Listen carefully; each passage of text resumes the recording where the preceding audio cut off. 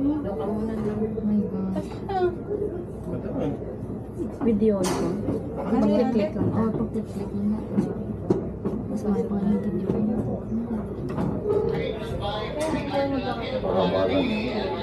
Sabay, Gusto ka rin mo. No, I don't want to sit with you. tikman mo na. Kanina ma'am, nandito yung side sa lion. Kanina, nandito yung lion. You can transfer na lang. The lion's here now. This way. Okay, good afternoon everyone. Welcome to White Lion Safari. For your safety, please avoid standing while the tram is moving. Strictly no sticking out of fingers. No flash photography and no shouting.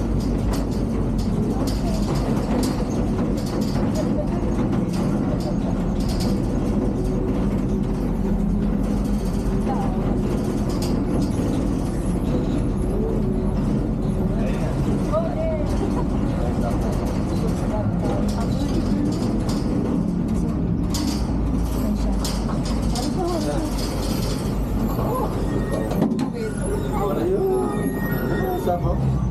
Lukan ka na yun. Napakot din ka. Hello. This is Bugoy. Hello, Bugoy. Pangalan niya is Bugoy. At loser. May dalawa pa doon yun ah. So today we released 3 white lions. Then these lions are bred and captive in France, but they are originally from South Africa. And they are all males, all 7 years old, and they are siblings. So no females as of now because they will fight each other if there's a female. 7 years old. Seven. This boy.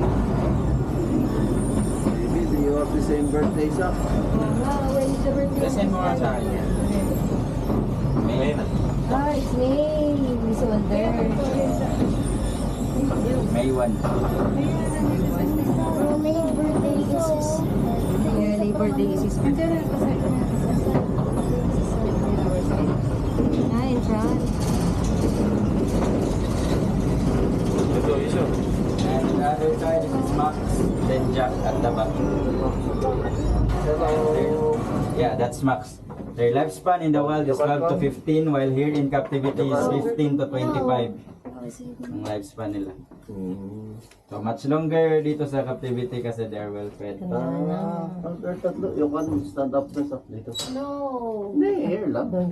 And their food, they eat bloodless raw chicken and beef. So that's their food in here. And we intend to make it bloodless so that they won't become aggressive. Okay? And they can consume 5 to 8 kilograms of meat per lion once a day. 5 to 8 kilos. Yeah. That's so much.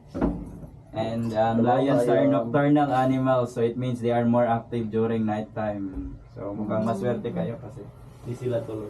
Wow. Lagi kasi yung natutulog. 16 to 20 hours yung tulog nila. In fairness, sabuti gising sila ngayon. Ah. So that's Bugoy, is sneezing. Tigid dahil sa dream ka lang. No. Goodness words. Maybe